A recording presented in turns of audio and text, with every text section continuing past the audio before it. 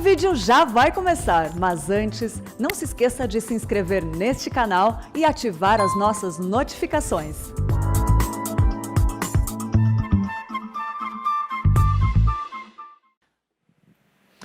Muito bem, nós estamos começando agora a Escola Bíblica Dominical da Igreja Presbiteriana de Pinheiros, neste dia 14 de março de 2021. Você é bem-vindo, vocês que estão aqui conosco presencialmente e a todos quantos estão nos acompanhando aí ao vivo esta programação. Nós estamos trabalhando neste período aqui da Escola Dominical com a carta aos Hebreus. Estamos expondo esta carta que é considerada o quinto evangelho, esta carta que retrata o ministério de Cristo depois que ele ressuscitou, retornou ao céu e está à destra de Deus como nosso grande sumo sacerdote. Esta é a carta talvez mais importante do Novo Testamento para nós compreendermos essa conexão entre o Antigo e o Novo Testamento. Esta carta retrata a pessoa de Cristo, a centralidade da pessoa de Cristo. E a grande tese do autor é provar que Jesus é superior aos profetas, aos anjos, a Moisés, a Arão, a Josué, provar que o sacrifício dele, de Cristo, é superior aos sacrifícios realizados na antiga aliança, que a nova aliança inaugurada no seu sangue é superior à velha aliança, e esta foi a apresentação que foi feita nas duas primeiras aulas que tivemos, aliás, nas 3 últimas aulas. Se o capítulo 1 de Hebreus mostra a divindade de Cristo, o capítulo 2 vai mostrar a humanidade de Cristo.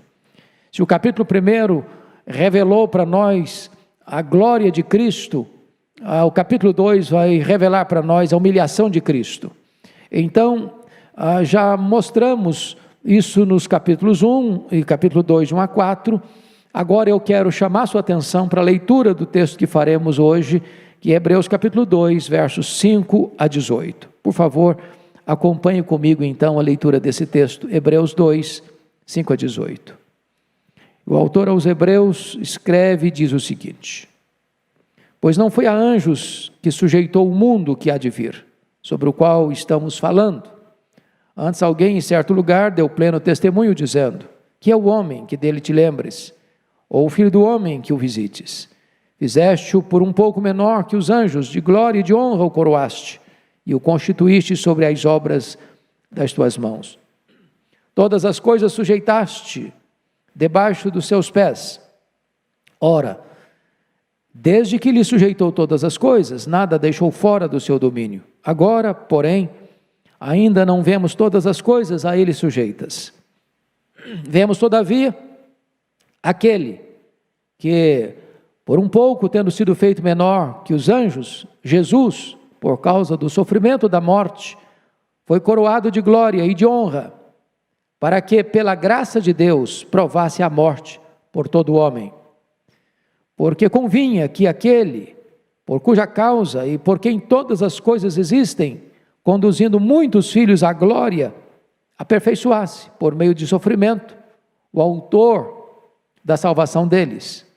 Pois tanto o que santifica como os que são santificados, todos vêm de um só. Por isto, é que ele não se envergonha de lhes chamar irmãos, dizendo: a meus irmãos declararei o teu nome, cantar-te-ei louvores no meio da congregação. E outra vez, eu porei nele a minha confiança, e ainda, eis aqui estou eu, e os filhos que Deus me deu.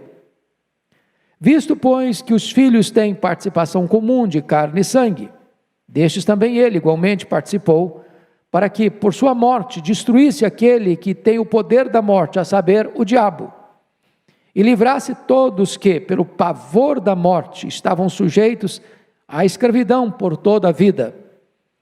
Pois ele, evidentemente, não socorre a anjos, mas socorre a descendência de Abraão. Por isso mesmo convinha que, em todas as coisas, se tornasse semelhante aos irmãos, para ser misericordioso e fiel sumo sacerdote nas coisas referentes a Deus e para fazer propiciação pelos pecados do povo. Pois naquilo que ele mesmo sofreu, tendo sido tentado, é poderoso para socorrer os que são tentados. Pois bem, o autor aos Hebreus ainda está dentro da sua tese de provar a superioridade de Cristo em relação aos anjos. Se Jesus é o Filho, os anjos são servos. Se Jesus é rei, os anjos são súditos. Se Jesus é o Criador, os anjos são criatura. Se Jesus é o Salvador da igreja, os anjos são ministros que servem à igreja. Hoje eu gostaria então de tratar com vocês de algumas verdades que estão aqui nesse texto. E o tema que eu quero trazer é: por que Jesus precisou se encarnar? Por que sendo ele Deus, precisou se fazer homem? Por que ele precisou deixar a glória e vir ao mundo? Fazer parte da nossa história, vestir pele humana, calçar as sandálias da humildade, nascer numa manjedoura, trabalhar numa carpintaria, morrer numa cruz para ressuscitar. É este assunto que vai reger o nosso estudo nesta manhã. Primeiro, Jesus precisou se encarnar para restabelecer o domínio que o homem havia perdido na queda. Versos 5 a 9. Você vai perceber aí que Deus criou o homem à sua imagem, à sua semelhança, e ele vai citar o Salmo 8, mostrando a glória do homem, que é o homem que dele te lembras, ou o filho do homem que o visites. Fizeste-o por um pouco menor que os anjos, de glória e de honra o coroaste, e o constituíste sobre as obras das tuas mãos, todas as coisas sujeitas debaixo dos seus pés. Esse era o projeto de Deus na criação. Deus criou o homem, Deus criou a mulher, Deus deu autoridade ao homem e à mulher sobre as aves dos céus, sobre os animais da terra, sobre os peixes do mar. Deus colocou o homem como gestor da criação, como mordomo da criação. Mas o homem caiu e perdeu esse controle. A terra benfazeja passou a produzir cardos, abrolhos e espinhos. Os animais que eram submissos tornaram-se feras selvagens para ameaçar o próprio homem. A imagem de Deus, refletida no homem, agora não pode mais refletir completamente. Foi desfigurada. Você não pode ver mais com toda a clareza a imagem e semelhança de Deus no homem. Ele não perdeu isso, porque se perdesse, ele se bestializaria e deixaria de ser homem. E eu vou ilustrar de uma maneira muito simples para você entender. Quando a noite está bonita, o luar está brilhando, lua cheia, você chega numa poça d'água bem límpida e você consegue ver o reflexo da lua com toda clareza. Assim era o homem antes da queda. Mas agora você chega numa noite também clara, a lua está lá, brilhando também, porque reflete a luz do sol. Mas se você chegar numa poça de água suja, barrenta, lamacenta, você não vê o brilho da lua com clareza. Não porque a lua não está brilhando, mas porque a água está poluída. O homem foi poluído pelo pecado. E em virtude disso ele não pode refletir a beleza do Criador, a glória do Criador. Por que Jesus veio ao mundo?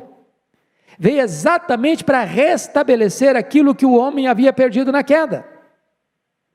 Veio exatamente para devolver ao homem a beleza da glória de Deus resplandecida na sua face. E então, agora, pela obra de Cristo, esta honra não foi dada a anjos, esta honra foi dada a Jesus. A Jesus. É isso que ele está dizendo aí no verso 5. Pois não foi a anjos que sujeitou o mundo que há de vir, sobre o qual estamos falando. Então foi a Jesus que foi dado esse privilégio de vir, de redimir, de restaurar a imagem de Deus na vida do homem, né? É muito importante ainda entender o que ele vai dizer para nós. Por gentileza, confira aí comigo no versículo de número 9. Vemos todavia aquele que por um pouco, tendo sido feito menor que os anjos, Jesus, por causa do sofrimento, da morte, foi coroado de glória e de honra, para que pela graça de Deus provasse a morte por todo homem. A primeira coisa que o autor está dizendo é fazer uma conexão entre a humilhação de Cristo e a glória de Cristo, e a exaltação de Cristo. Porque exatamente porque ele se humilhou até a morte, e morte de cruz, é que o Pai o exaltou sobremaneira, e lhe deu o nome que está acima de todo nome, para que o nome dele se dobre todo o joelho no céu, na terra e debaixo da terra. Então, por causa do sofrimento da morte, foi coroado de glória e de honra. Você percebe esta clara conexão entre humilhação e exaltação, entre a encarnação, a crucificação, a morte e a exaltação dele, a ressurreição, a ascensão e estar à destra de Deus Pai, revestido de glória e de majestade. Vale entender que, pela graça de Deus, ele provou a morte por todo o homem. Vamos entender todo o homem aqui, não todos os homens. Ele está falando todos os homens, todo homem. Porque se Jesus tivesse provado a morte por todos os homens, o autor aos Hebreus estaria ensinando a universalidade da salvação. Então não teria chance de nenhum homem se perder, de nenhum homem ser condenado. Mas não está falando disso, de todos os homens. Aliás, ele deixa claro isso,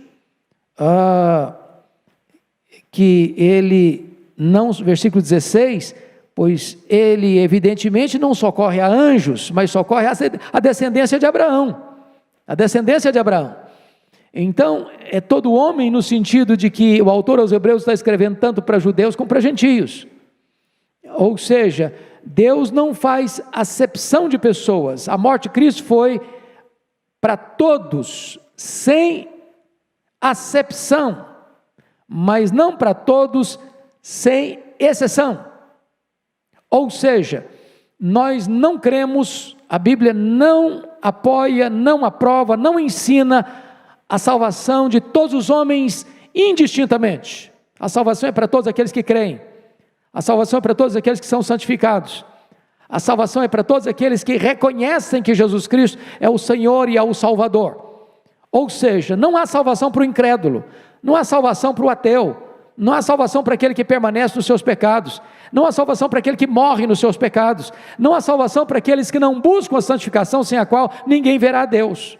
Então, é preciso entender com clareza o que significa essa questão por todo homem. Então, ele vai dizer no verso 10, porque convinha que aquele por cuja causa e por quem todas as coisas existem, conduzindo muitos filhos à glória, aperfeiçoasse por meio de sofrimentos o autor da salvação deles. Note você algo sublime aqui. Lá em João 3,16 diz que Deus amou o mundo de tal maneira que deu o quê? O seu Filho unigênito. O que é unigênito?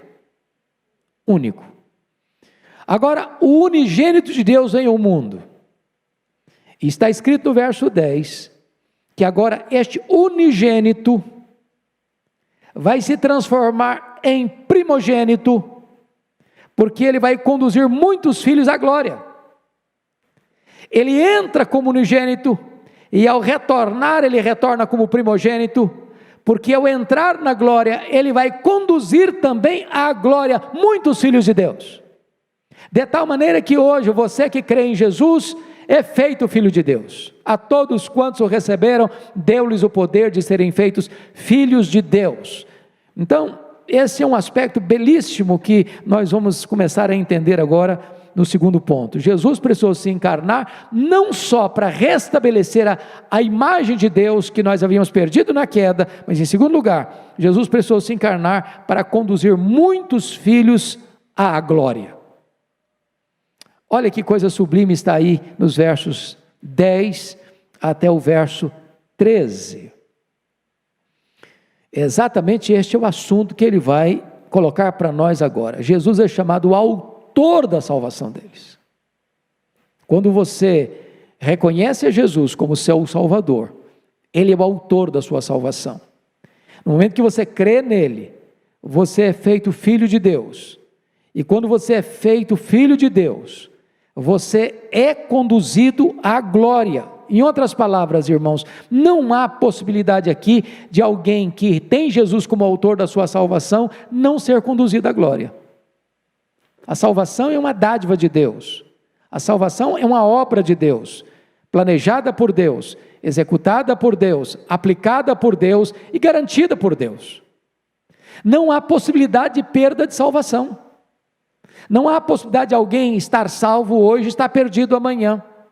Ser filho de Deus hoje, ser filho do diabo amanhã. Estar indo para o céu hoje, estar indo para o inferno amanhã. Estar justificado hoje, estar condenado amanhã.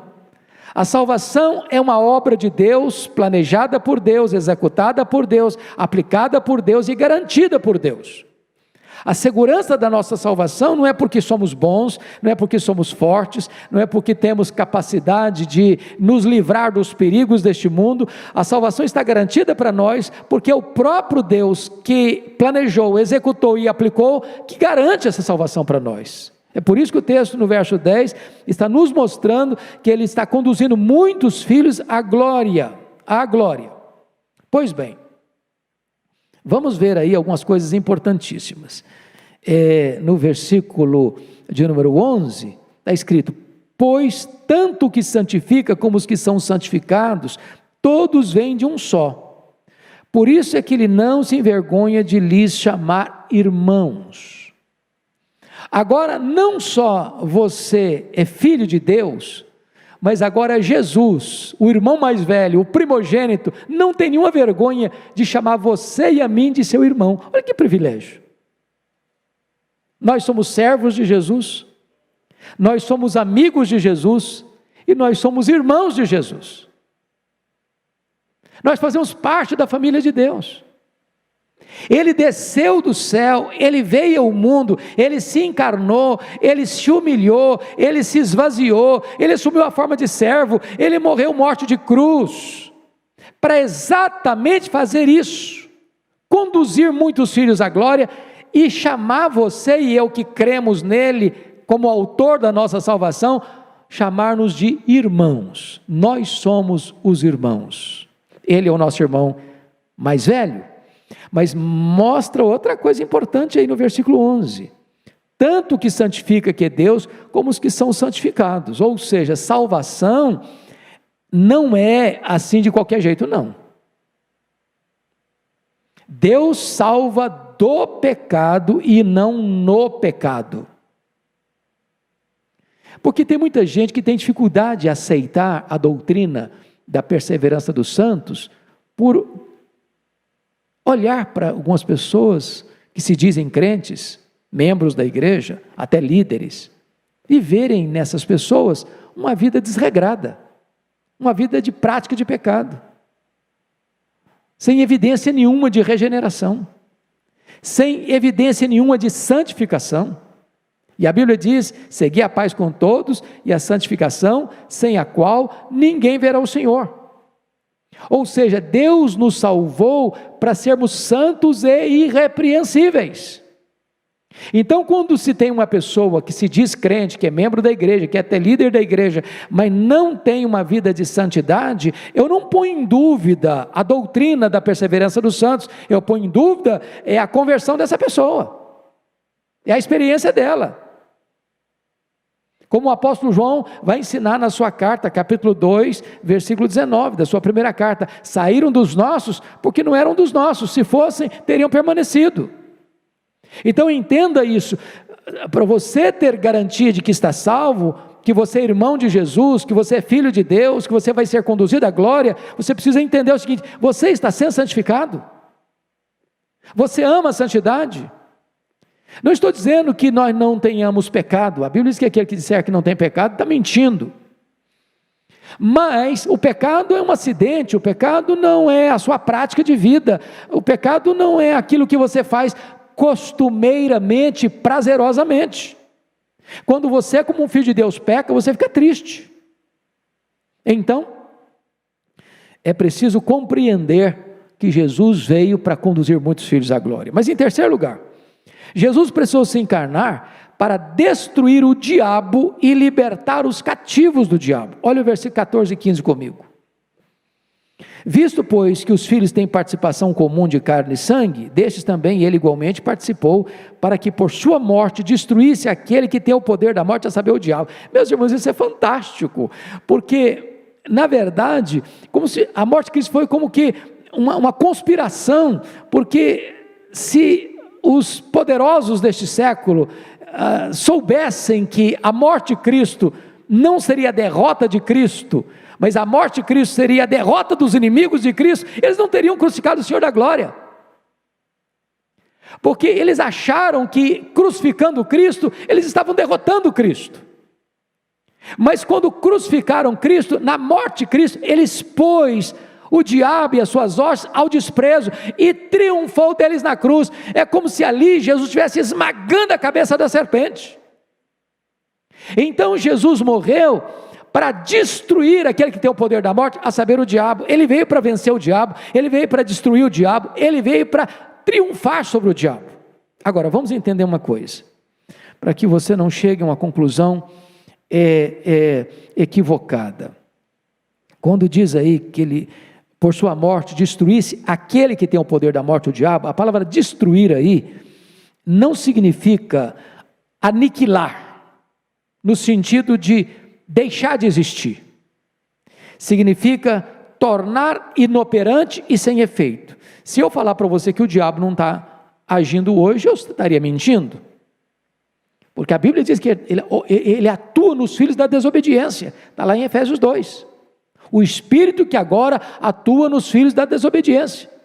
Paulo chegou a dizer que nós precisamos ficar firmes contra as ciladas do diabo, lá em Efésios 6:11, ele chegou a dizer que a nossa luta não é contra sangue e carne, mas contra principados e potestades, contra dominadores deste mundo tenebroso e forças espirituais do mal, está lá em Efésios 6:12.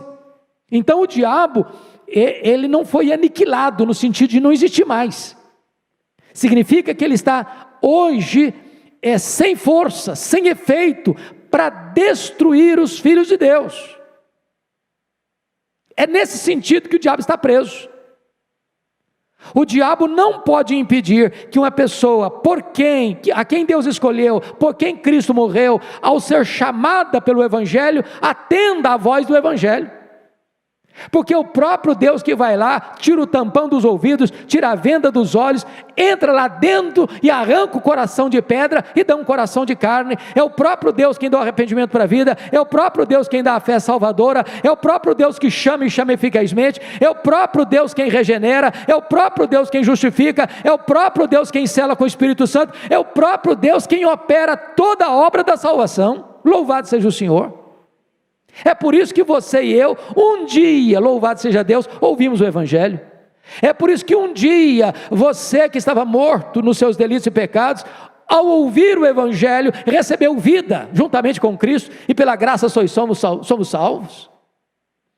Então, Satanás não pode fazer coisa alguma, se Deus não permitir. Satanás não pode impedir que alguém, por quem Cristo morreu, ao ouvir o Evangelho, esta pessoa seja alcançada pela graça e seja salva. Bendito seja Deus.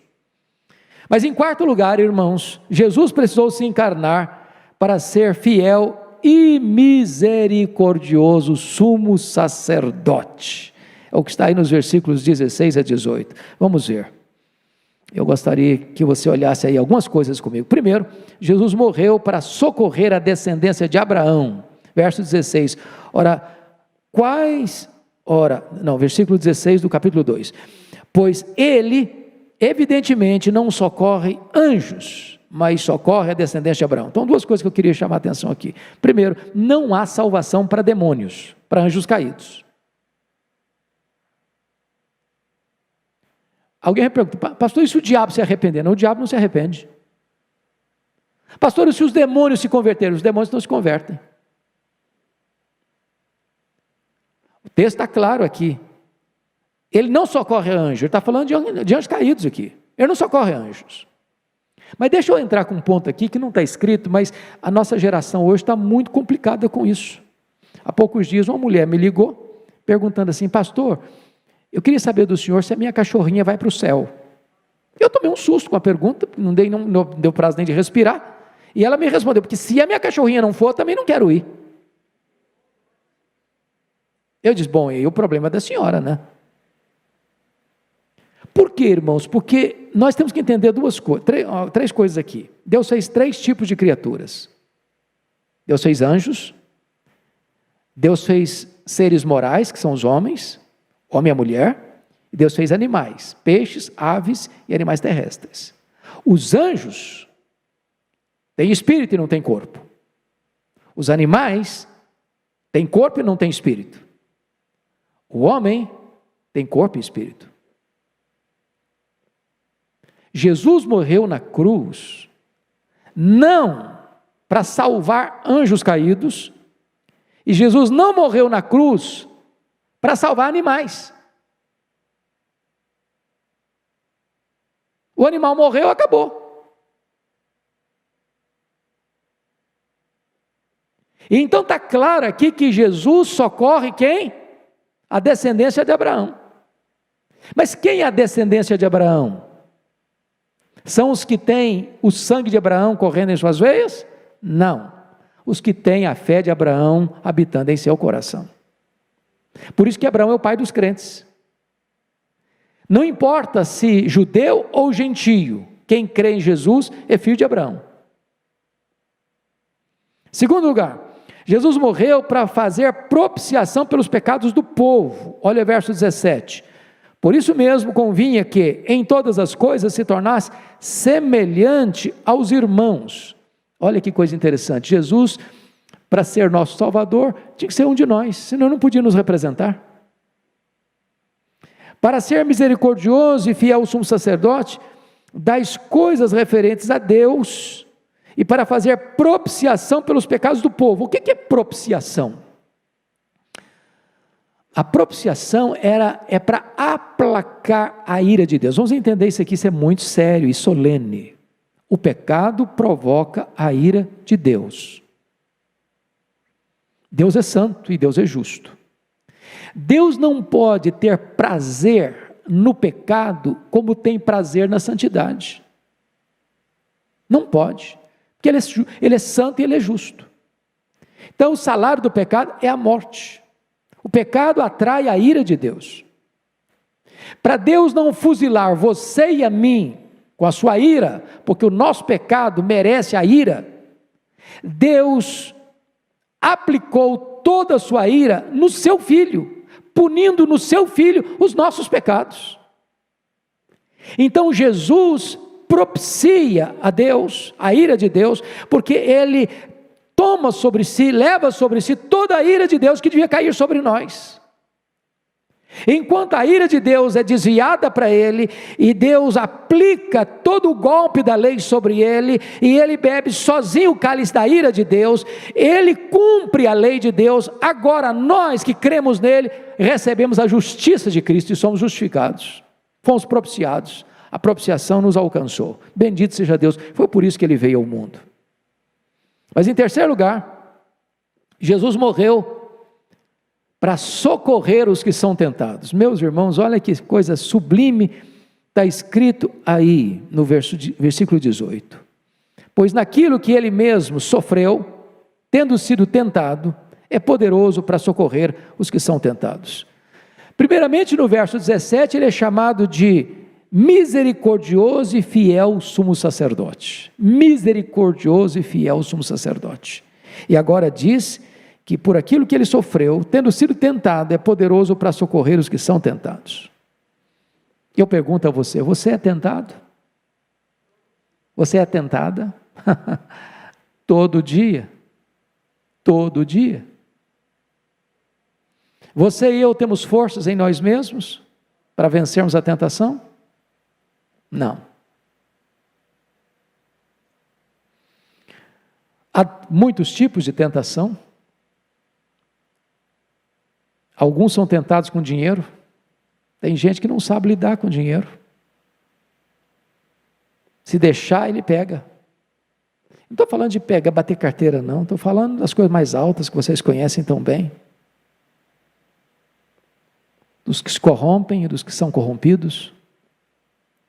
Dos que enfiam a mão no erário público, sem dó, sem constrangimento.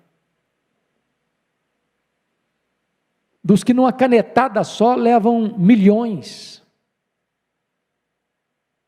sem nenhum constrangimento.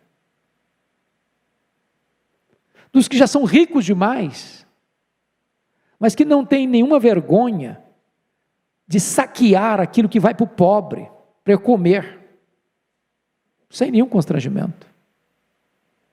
Eles não têm forças.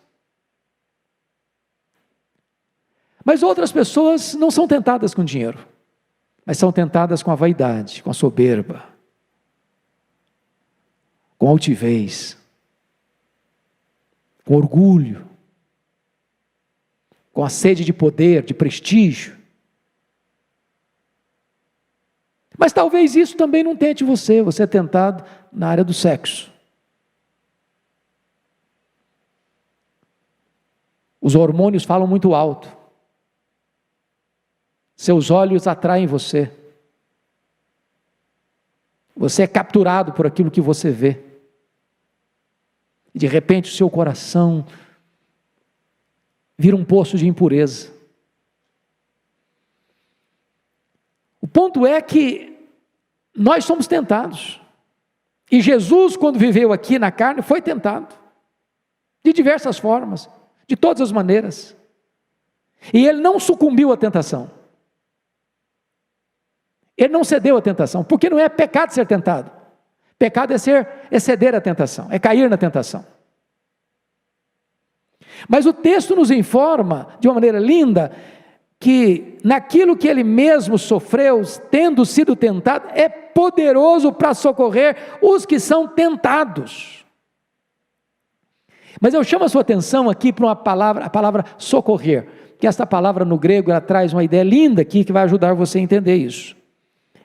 Essa palavra socorrer no grego é a palavra boé, que significa um grito, e tessai, que significa correr.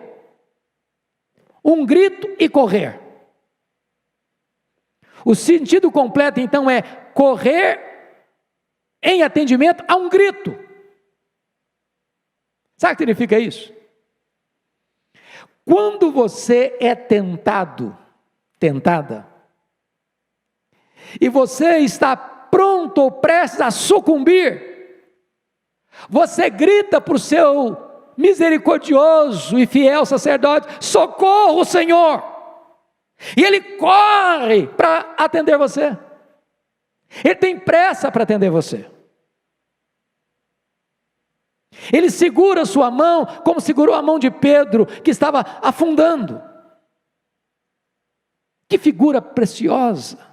Que consolo para mim e para você, saber que o nosso misericordioso e fiel sumo sacerdote corre para atender você quando você grita por socorro, para segurar você, para não deixar você cair, para não deixar você escorregar, para não deixar você ir para o fundo do poço, ou mesmo quando você caiu, está lá no fundo do poço, sucumbido, quebrado, machucado, ferido, envergonhado, diz: socorro, Senhor. Ele corre e tira você do abismo e restaura a sua vida. Foi por isso que ele precisou se encarnar, para ser o nosso socorro na hora que somos tentados. Irmãos, que verdade gloriosa nós temos no Evangelho, nas cartas, nas Escrituras. Jesus se encarnou para restabelecer a imagem de Deus em nós. Jesus veio ao mundo para conduzir muitos filhos à glória. Jesus veio ao mundo para destruir aquele que tem o poder da morte, o diabo, e desfazer suas obras. Jesus veio ao mundo para socorrer a você e a mim quando somos tentados. Quão grande é o nosso glorioso Salvador, quão maravilhoso Ele é, quão cheio de graça e misericórdia Ele é. Nós tributamos a Ele toda a glória, toda a honra e todo o louvor. Amém. Vamos ficar em pé, vamos fazer uma oração, encerrando a nossa escola bíblica dominical desta manhã. Ó Deus, bendito é o Teu nome, pela Tua palavra viva, poderosa, que traz refrigério para a nossa alma, descanso para o nosso coração. Oramos agora, Deus, pedindo que Tu visites as pessoas que estão aí nos acompanhando, as que estão aqui no templo e as que estão hoje nos acompanhando, em tantos lugares do Brasil e do mundo. Aqueles que estão, Deus, aflitos, porque viram a sua vida desfigurada pelo pecado. Aqueles, Deus, que estavam perdidos, aqueles que estavam debaixo do terror do medo, imposto pelo diabo, ou aqueles que estavam tentados ou sendo tentados, ou até aqueles que caíram. Deus, alerta este coração agora, em nome de Jesus, sobre a obra de Cristo, o que Ele fez por nós, como Ele morreu na cruz por nós, como Ele ressuscitou, como Ele voltou à destra do Pai, como Ele está lá orando e intercedendo por nós, podendo salvar-nos totalmente. Alerta o nosso coração sobre esta verdade, de que quando gritamos por socorro, Ele corre para nos socorrer e nos livrar da tentação. Ajuda-nos, Deus, fortaleça-nos, Deus, tira os nossos olhos das tentações ou das circunstâncias e coloca os nossos olhos naquele que é o autor e o consumador da nossa fé. Fortaleça-nos, anima-nos, apruma-nos e vivifica-nos, em nome de Jesus. Aleluia. Amém. Deus abençoe. Podem se assentar, meus irmãos. Está encerrada a nossa escola bíblica dominical. Deus abençoe profundamente a sua vida.